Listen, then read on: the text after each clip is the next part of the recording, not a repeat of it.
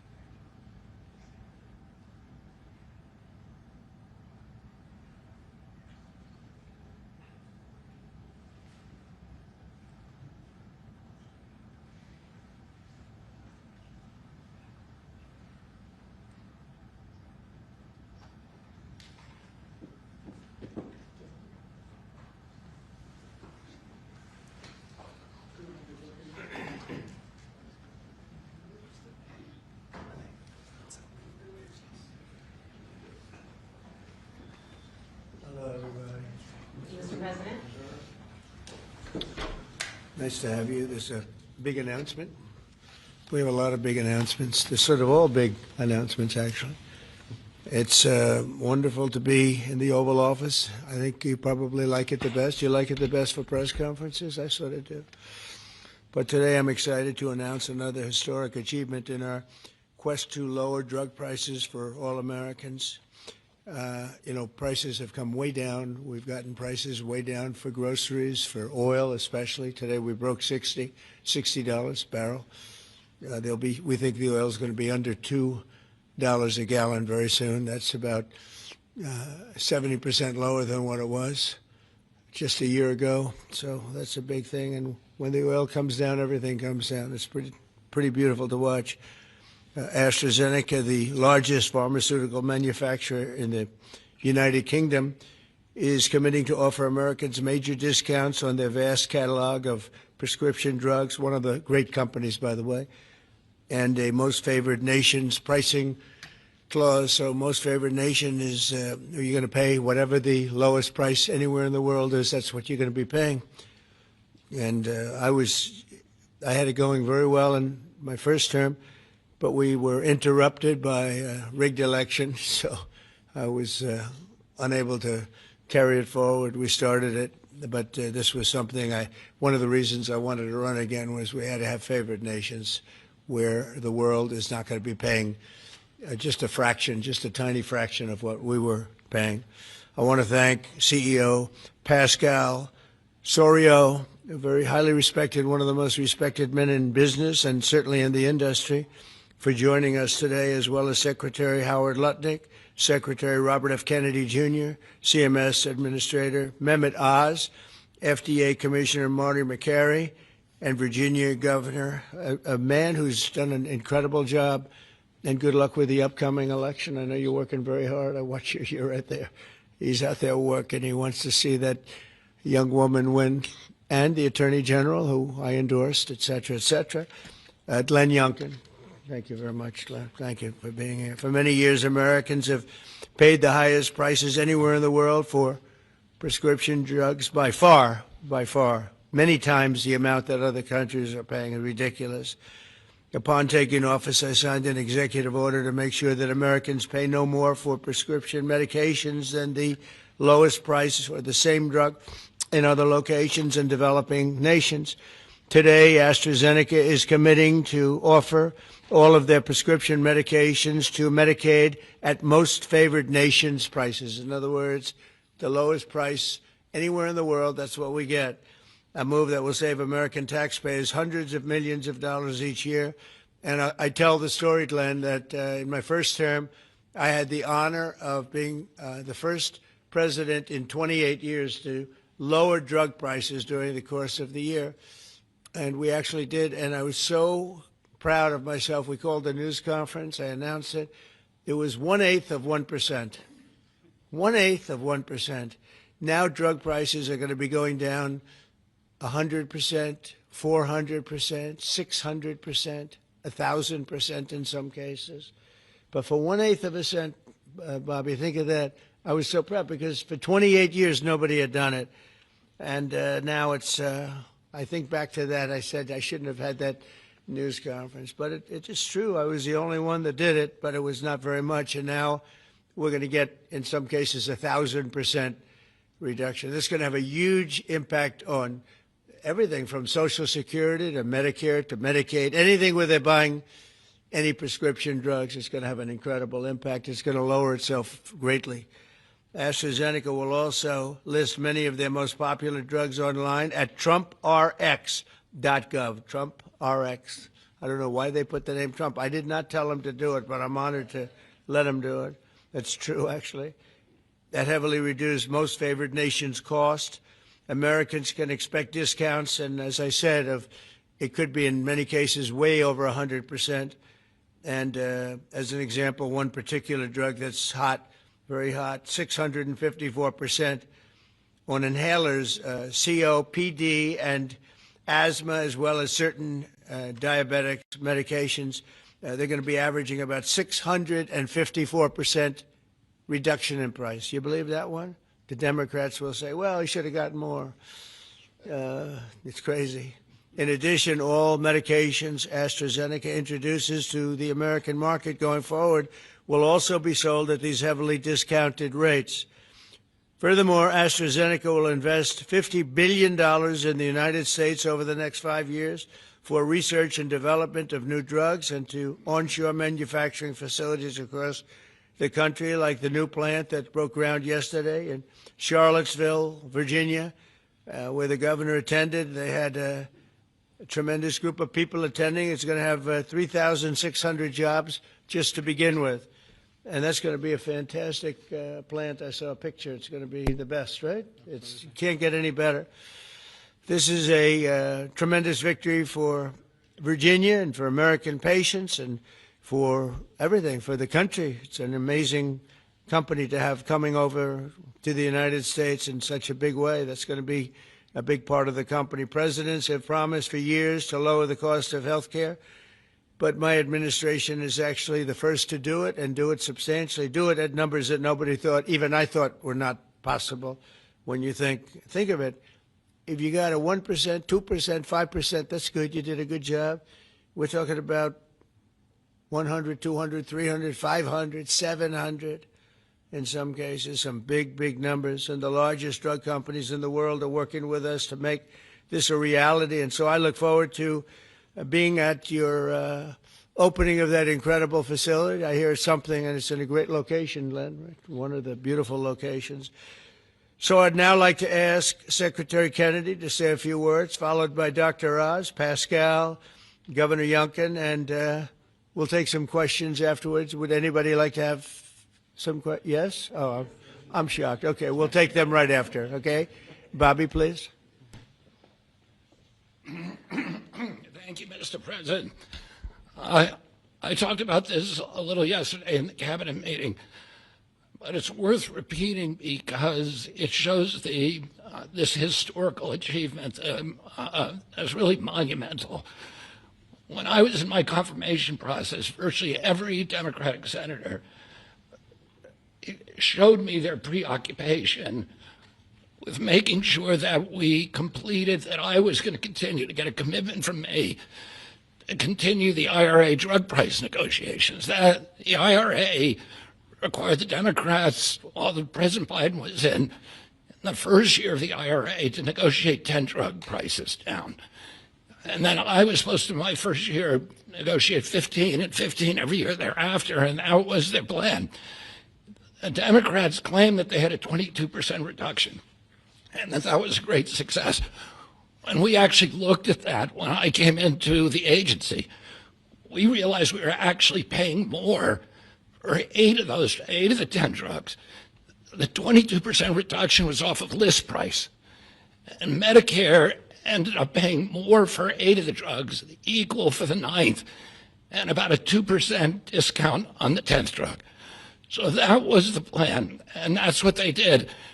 We are continuing the IRA negotiations, but thanks to the president's leadership, we have achieved something extraordinary here, which is a dream that he's had for 20 years because he's the common sense president. He saw something 20 years ago. He learned that we were paying 3, 4, 5, sometimes 10 times for the same drug as they were paying in European countries. Some of these drugs were manufactured in facilities in New Jersey and then sold for 1/10 the price in Great Britain, in London or Paris, that Americans were being charged for them here. He saw that this was unfair. Every Democratic president, every Republican president has said that this was the gold standard. This is what we needed to do. Nobody's been able to change it. And when we came in, I have to say I was pessimistic about doing MFN. Dr. Oz was pessimistic. Our staff, John Brook and Chris Klump and the other people we brought in were all pessimistic. The president saw something that we didn't see, which is we had leverage. And that came through Howard and the tariffs, and we had extraordinary leverage to craft these deals. So last week we had Pfizer in, which is one of the biggest American pharmaceutical companies. Today we have AstraZeneca in with Pascal Sorios, which is one of the biggest European pharmaceutical companies. And the president asked us to do 3 things. 1, to get MFN prices. 2, to not bankrupt these companies. He understood that America has to be the center for innovation. The drug industry needs to innovate, that it's critical for its bottom line, it's critical for the health of the American people. And he asked us also to make sure that those companies would keep their promise to reshore this industry. For national security purposes, for our economy, it's critical. These companies are making these drugs in the United States. We were able to achieve all those things, and partially with the visionary help of Pascal, where is he? Of Pascal Sorios, who understood that innovation and the business doesn't work if everybody is not pulling the oars, if everybody doesn't have the skin in the game. The whole world was riding on our shoulders and riding on our dime. 70% of pharmaceutical revenues comes from this country. We only have 4.2% of the world's population. And we were paying for 80 or 90% of the innovation here. And the rest of the world was a free rider. And Pascal understood that that's not fair, and it's not a good, sustainable, long-term business model. And he came to the table. He was one of the first leaders to come to the table. I want to thank him for his vision, for operating with us in good faith. And this is an extraordinary deal. Not only that, but as the president just pointed out, he is also reshoring this industry here. He has 19 facilities already operating in this country. He has this other facility in Albemarle County that Dr. Oz went with Governor Youngkin and broke ground on yesterday. He has a second facility that is under construction in Kendall Square in Boston, another facility in Rockville, Maryland, and a fourth facility in Copper, Texas, right outside of Dallas-Fort Worth. And he's got plans for building many more in this country, thanks to the president's leadership, to the tariffs, and to the common sense the president has demonstrated in his own commitment to make drug prices lower for hardworking Americans. So I want to thank the president for your visionary leadership. I want to thank Dr. Oz for his part, and Marty McCary in negotiating this deal. Dr. Heidi Overton, Theo Merkel, Chris Klump, and John Brooks, who all played critical parts in the negotiation. And of course, Howard Lutnick, who was the key to these negotiations. Who do we bring up now? Dr. Oz. Thanks, Secretary. He'll take your place, Pascal. Oh, Pascal, I get to introduce Pascal, which I'll do with great joy and honor. So the world is watching as President Trump tries to make peace in every place he can go. But at the same time, President Trump is putting peace into the hearts of Americans and bringing peace of mind to them, especially Americans who cannot afford their medications.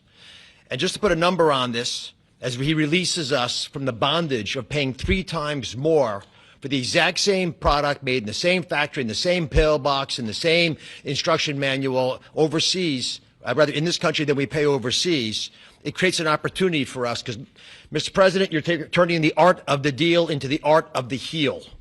And that is something that you're going to witness today. And it's the second we have more coming, but this is a very important one because I want to set the stage here. And Mr. Secretary, you're too modest. Secretary Kennedy did have a vision to push hard on this. He understood we could give the right medications to the right people at the right time.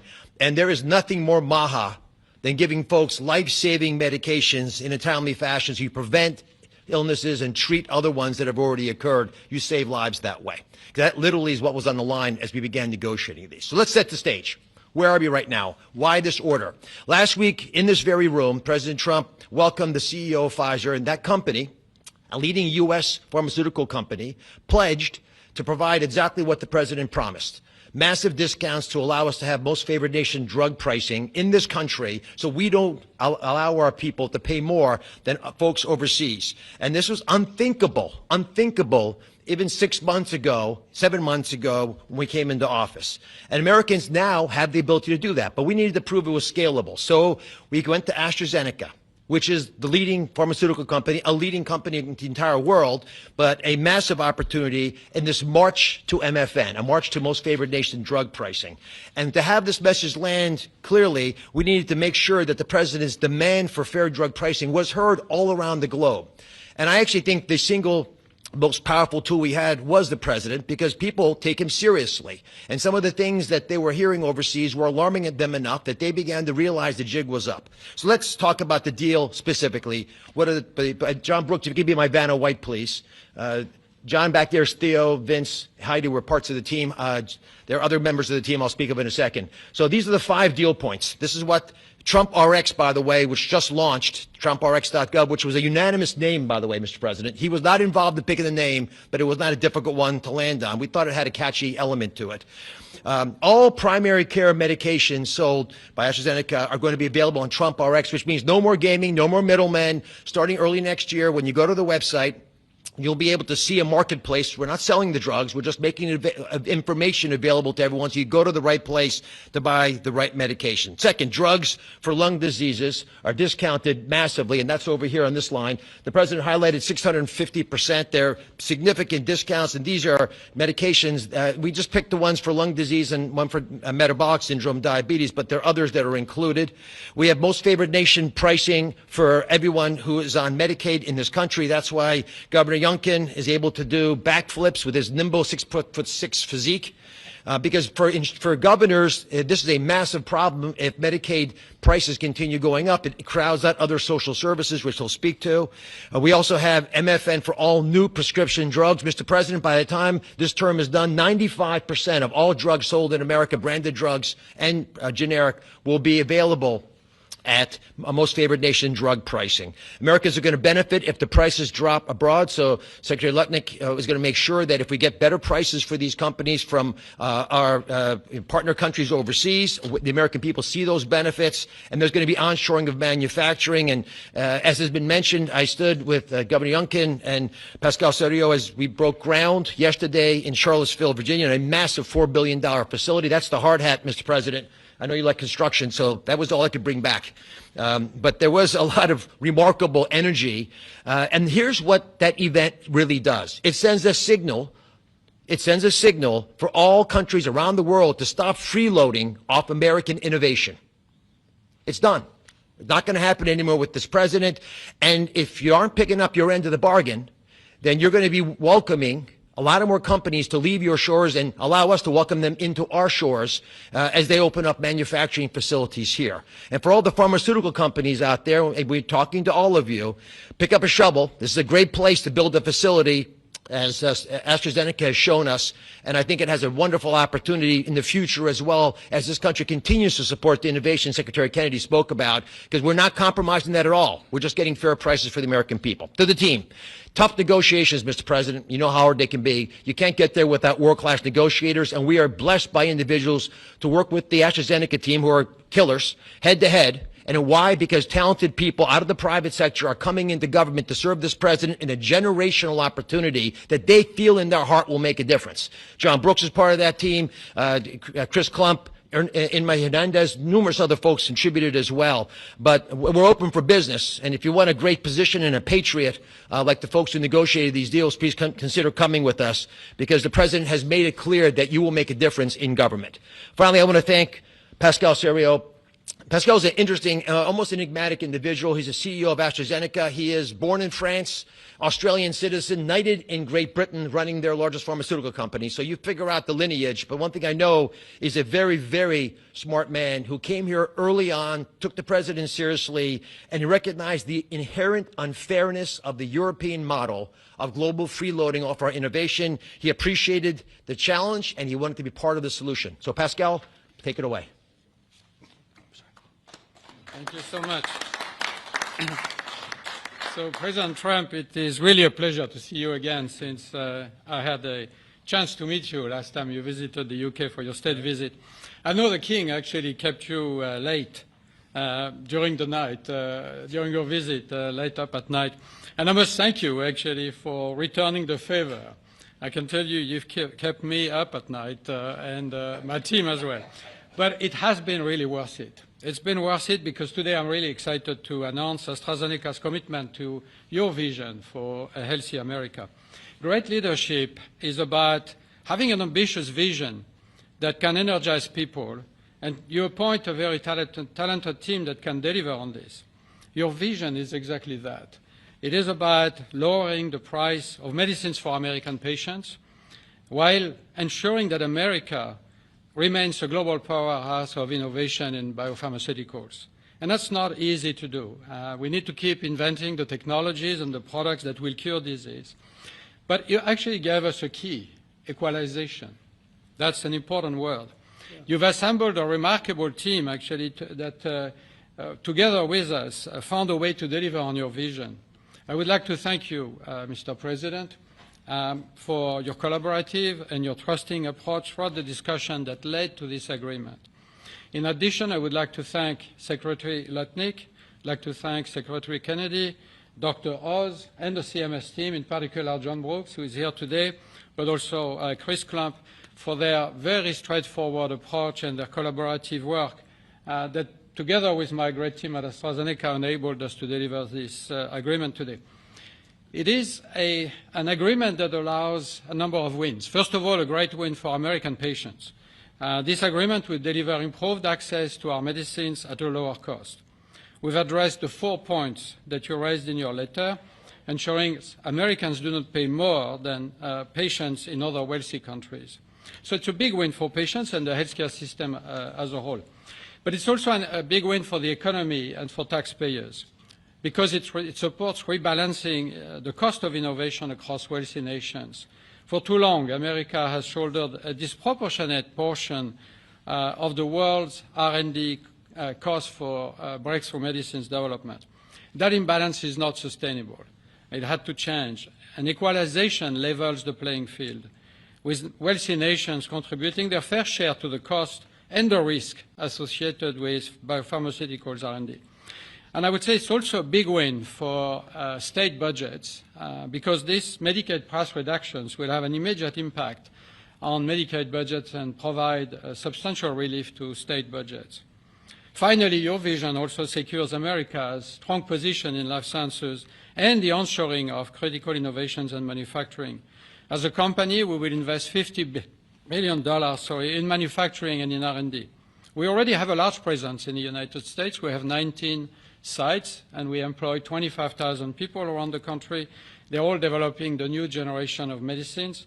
But we'll continue to increase our presence in this country. We're expanding our manufacturing footprint in Texas. We're building our second large R&D center in Kendall Square in Boston.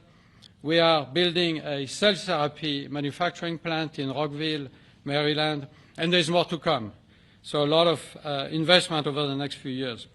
I want to say that I appreciate very much Secretary Letnick granting us a 3-year tariff exemption to localize the remainder of our products. Most of our products are locally manufactured, but we need to transfer the remaining part to this country.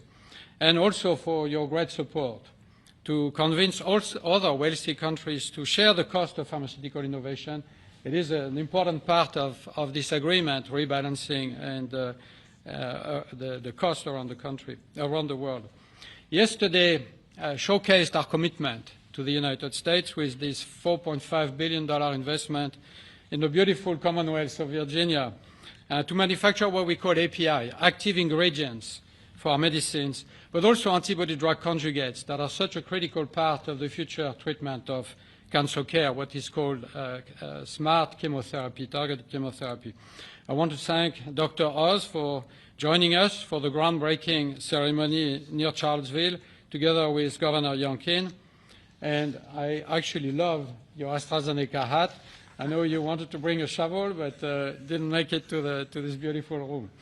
I have to say it has been a great pleasure to work with Governor Youngkin and his team, in particular Secretary Segura, on this investment. Like you, President Trump, they are deal makers that move at the speed of business. And it's very important for us company to be able to work with people who understand who we are and move very fast. Our new facility will be a great example of Virginia supporting domestic production of medicines for America, enhancing national security in pharmaceutical supply, but also creates thousands of highly skilled jobs. Governor Youngkin gave me a beautiful Virginia flag that we will proudly fly alongside the American flag in front of our new facility. So AstraZeneca's commitment to the United States is very strong, and this agreement ensures we'll make an even bigger difference for American patients. So, Mr. President, thank you again for welcoming me in this beautiful office and for making this moment possible. Thank you so much. Thank you very much. Over to you, Glenn. Well, first of all, I just want to thank everyone for celebrating this landmark moment. This landmark moment is not just a moment to announce a new way to buy less expensive life-saving medicine, but it is a step function change in the way that Virginians and Americans can access medicines. And it is a step function change because historically there was an opaque pricing mechanism that had so many people standing between the manufacturers and the patients that no one knew really what it cost. Well, now we can go direct to consumers. And that's what Trump RX is all about, going direct to consumers, where a consumer can come and find that particular medication that they need and go direct to the company and get the best possible price. Second of all, the most favored nation clause is a groundbreaking moment. It's a groundbreaking moment because, as you've heard, that American customers have been paying 3, 4, 5 times what international customers have been paying. That is just not fair. And Mr. President, I want to thank you for simply recognizing that America must come first. And Americans deserve the best pricing, not the worst. It changes everything for a state. In Virginia, we have $1.5 billion a year of pharmaceutical expenditure under our Medicaid plan. $1.5 billion a year. We save 10%, 20%, 30%. All of a sudden, 150, 300 million, 450 million in savings can be realized by a state. Now, I firmly believe that's the people's money, and it should go back in tax relief. But think about the change that that enables for a state as they manage their health care expenditures. Finally, Mr. President, you have driven a reshoring of critical supply chains that no one thought could happen. The industries that everyone thought were lost are now coming home, and with pharmaceutical manufacturing and active pharmaceutical ingredients particularly coming back to America, it changes everything. It's an economic moment for us. Yes, $4.5 billion into the Virginia economy, and that will in fact translate into $3 or $4 of extra economic impact for every dollar that is spent. 3,600 great paying jobs. But it's even more than that. This is a national security moment. And what you've just heard is one of the leading pharmaceutical companies in the world is choosing America, and yes, Virginia, to invest nearly $5 billion to build the most critical manufacturing for the future of America's health. That's not just a single example. It's happening all over. And in fact, in Virginia, Mr. President, we've been blessed with nearly $10 billion of commitments to build new pharmaceutical manufacturing in the great Commonwealth of Virginia.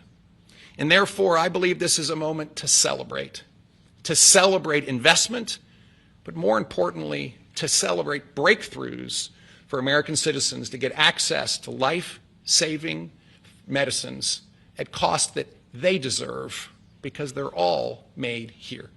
Mr. President, you and your cabinet have been amazing. As a governor, I have found that the cooperation with every one of your cabinet members, and sir, yes, you, has been beyond compare that I could ever imagine. I want to thank you for helping us make Virginia great again, too. Thank you.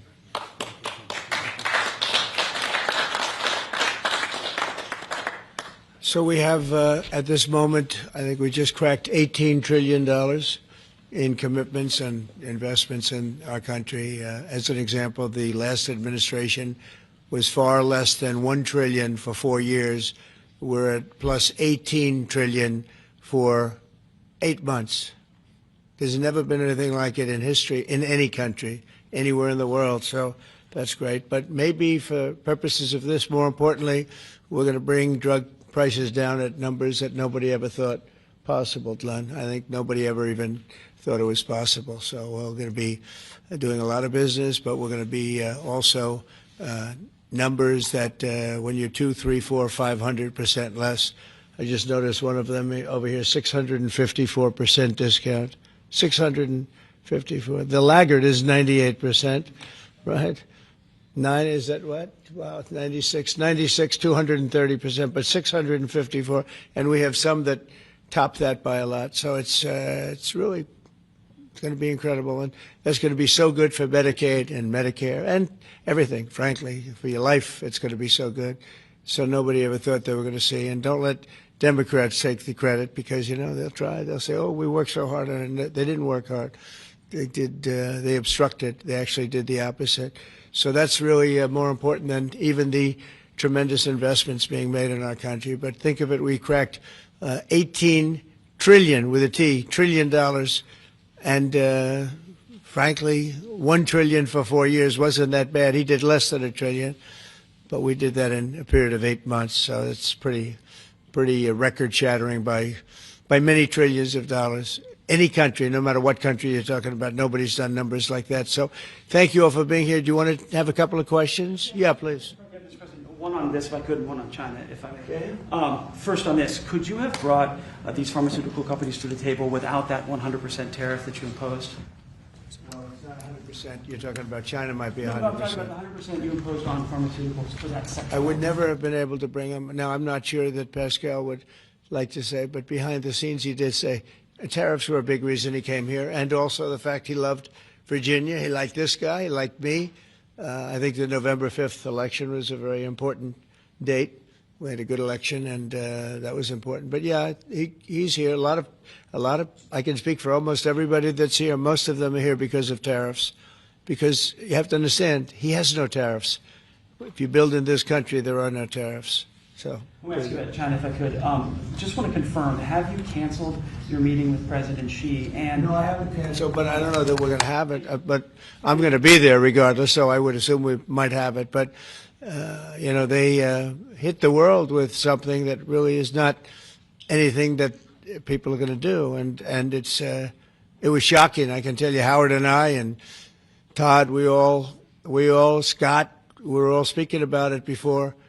And we said, where did that come from? It was just, that was out of the blue, right? Out of the blue, they came up with this whole import-export concept, and nobody knew anything about it. So. If they roll back their export controls, the new announcement, would you roll back? Look, we're going to have to see what happens. That's why I made it November 1st.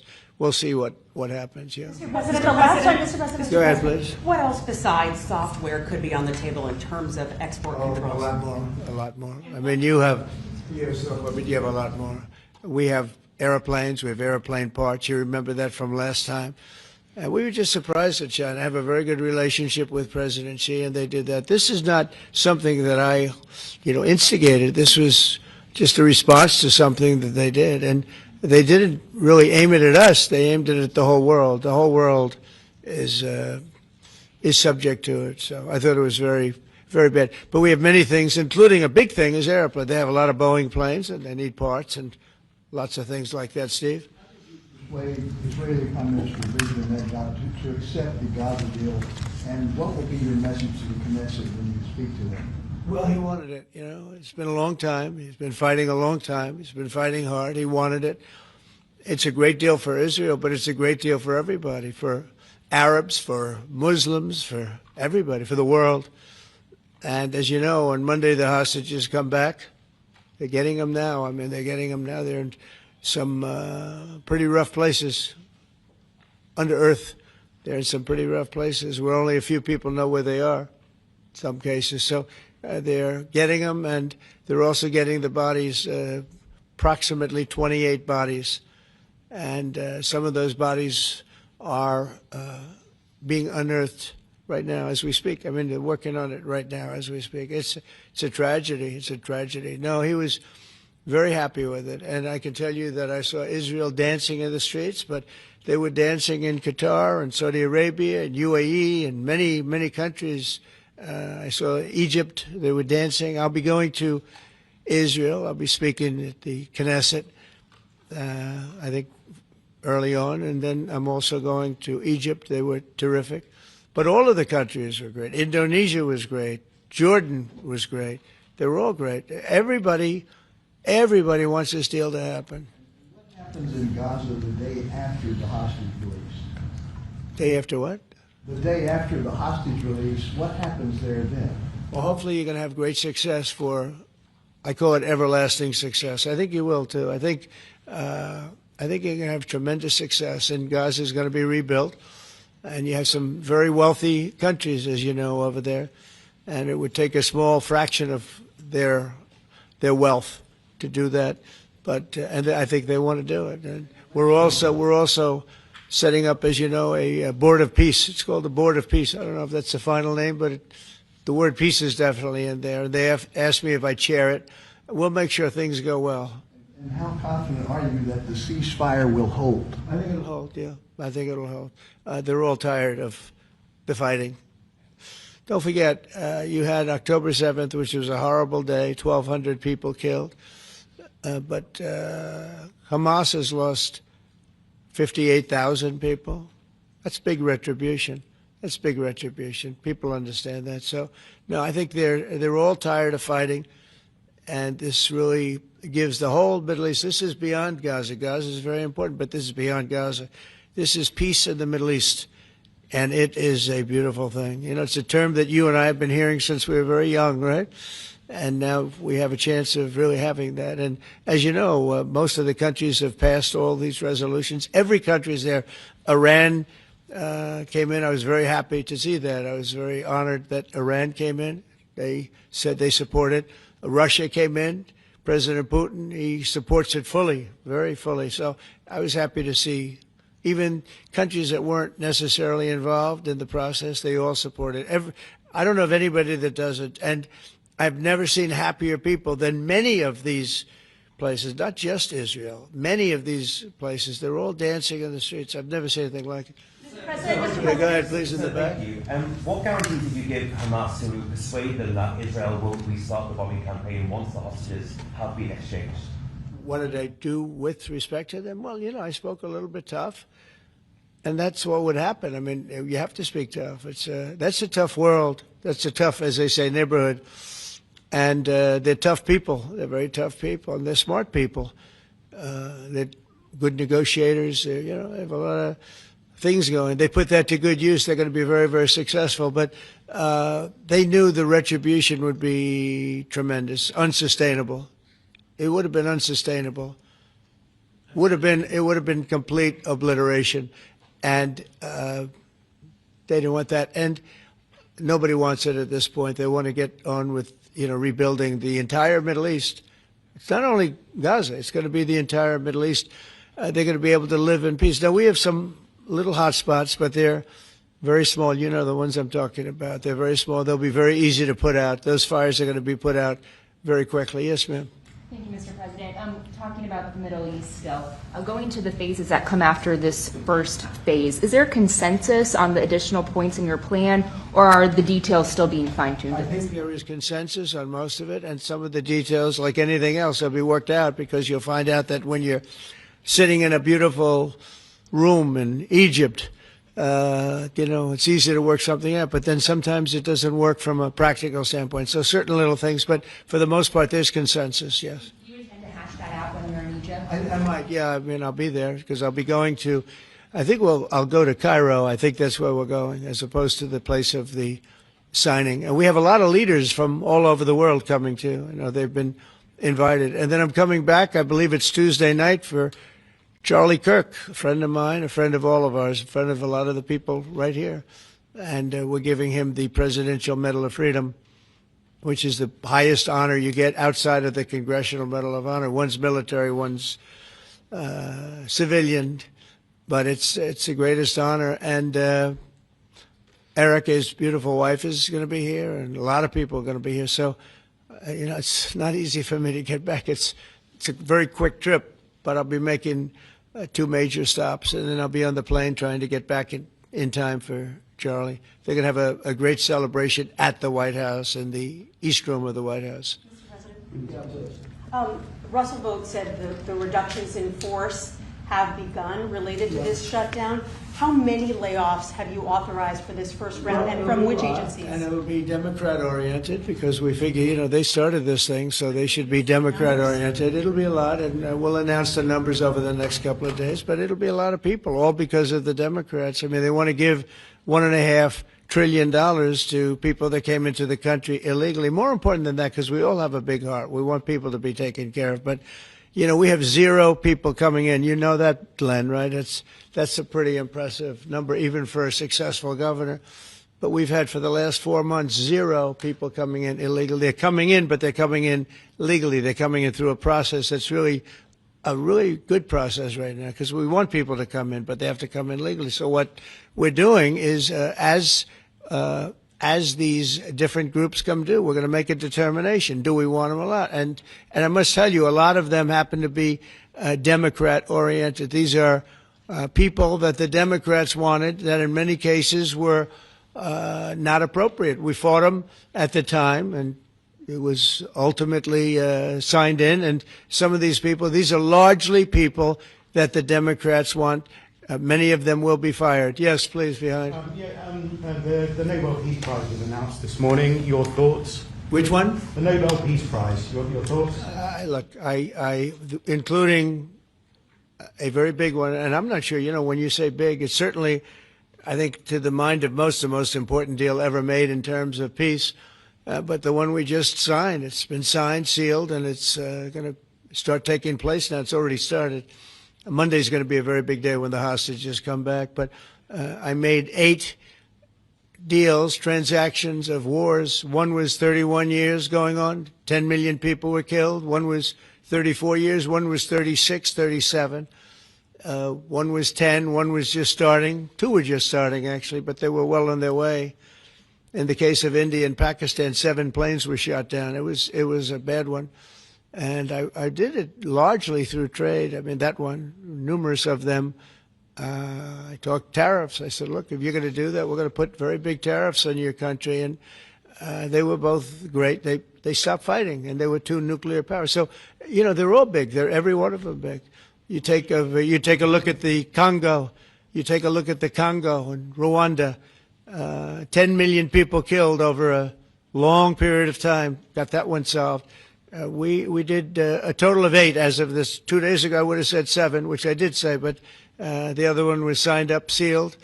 As you know, Israel signed it just now. They signed it and they approved it today, their parliament.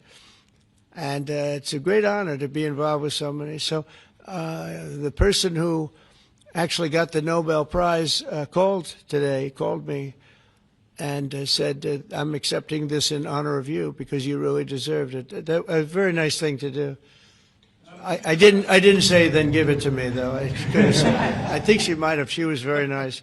And I've been helping her along the way. They need a lot of help in Venezuela. It's a basic disaster. So, and you could also say it was given out for 24, and I was running for office in 24. All of the transactions that we did in terms of closing. But there are those that say we did so much that they should have done it. But I don't take. I'm happy because I saved millions of lives. Many millions of lives. And speaking of somebody that saves lives, don't ever play golf with him because Keegan Bradley just walked in, one of the greatest golfers in the world, the captain of the Ryder Cup. And, man, I'll tell you, you did a good job. You almost came back. I turned on. I said, I sort of turned off. It wasn't looking good. And then a little while later I turned on. I said, you guys might make that would have been the miracle. What a great job. He's respected by those golfers like nobody. And I just want to compliment you, Keegan. That was a incredible job. Right here we have a lot of unfriendly fake news media, and he's not used to that. He's used to getting only good publicity, I think, Howard. These are all golfers, but you're some golfer, I'll tell you that, and some leader. Thank you very much. Great job. Thank you, Keith. Mr. President, on China. Yeah, please. On immigration, ICE are making arrests, target arrests at courthouses in New York City and around the country. Criminals, they're arresting criminals, that's right. Yeah, go ahead.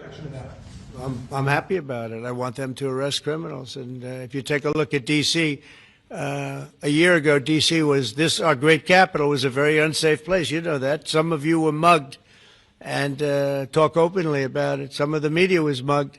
But right now, D.C. is one of the safest places in the whole country. The restaurants are booming. They're opening up new restaurants. The restaurants are all closing. Now you can't get into a restaurant. They're opening up new restaurants. It took 12 days for us. We sent in not politically correct military. We sent them in based on merit. We won the case in the Supreme Court. Everything now is based on merit. Our country was founded on things based on merit. Like Keegan Bradley is not going to be playing golf if he wasn't a great player. If he shoots lower scores, there's no more merit system than that one, Keegan, right? If you miss a putt, they don't say, oh, that's okay, let's take it again, do they? No, it's based on merit. Everything's based on merit. And we're back to the merit system. And when they saw that military is all about merit. They're big, strong people that they're patriots too. And you take a look at D.C., and now we're in Memphis, and Memphis was really crime-ridden. It was terrible. A lot of people being killed. And they say in 12 days they can't even believe how much better it is. And It'll take probably a month over there, and we're heading to Chicago because we want to save Chicago. Do you know they had over 4,000 people killed in Chicago over a short 4,000 people, and I have to watch this slob of a governor stand up and say that, well, everything's okay, we've got it under control. They had 4,000 people murdered over a very short period of time. There's not a city in the world, I don't believe, that can claim, you hear so much about different, I won't, embarrass anybody, like by saying Mexico City or by saying anywhere in Afghanistan. There's no place like that. And then I have to listen to the mayor who's got a 5% approval rate, maybe less. He's an incompetent man. And the governor's an incompetent guy. He's a guy that was thrown out of his family business like a dog. And I know his family very well.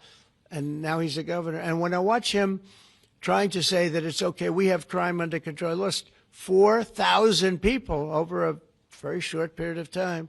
I believe it's like 6,000, 7,000 people were shot but didn't die. But 4,000 people died. And then he gets up and talks about how it's not a problem. Or Portland, Oregon. I mean, every time I look at that place, the place is burning down. There's fires all over the place. When a store owner, there are very few of them left, but when a store owner rebuilds a store, they build it out of plywood, and they don't put up storefronts anymore. They just put wood up because they know it's going to be ripped down. And then I hear how wonderful it is. It's not wonderful. It's a disaster. That's almost an insurrection, that place. So we put our people in there, and they do the job, and they've really done the job. And the beautiful thing is we've done it. 12 days we had this place safe, and now it's, I would say within a month it was beautiful. And it continues to be. That was 3 months ago. I'll tell you, D.C. now is one of the hottest places, just like this country. We were a dead country, and you've heard me say it 100 times. We were a dead country. King of Saudi Arabia said it. Others say. The Emir of Qatar said it. Many. UAE said it. The leader, great leader, UAE, all great leaders. They said effectively the same thing. 1 year ago, we had a dead country. Now we have the hottest country anywhere in the world. I just want to thank everybody, and I want to, in particular, thank AstraZeneca. What a great company you have. What a company you've built. You've been there a long time and done some job. It's an honor to have you. I assume you're going to build, so it's $4.5 billion for a plant. That's a pretty big plant, isn't it? I was going to say, could he make it a little bit more? Well, we have a couple of them where they're going to spend $65 billion on one plant, AI. All I know is it's, AI is based on information. I hope they're right about information. I don't know. You got to make a lot of money there's got to be a lot of information out there, but that seems to be pretty hot. But we have a lot. We're leading the world on information on AI, as you know, by a lot. It's not even close. So we're doing a job. And I want to thank everybody, but in particular, Pascal, thank you very much. It's a great honor. Thank you. Thank you very much. Thank you, everybody. Have a good time. Thank you, Press. Thank you, Press. Thank you, Press.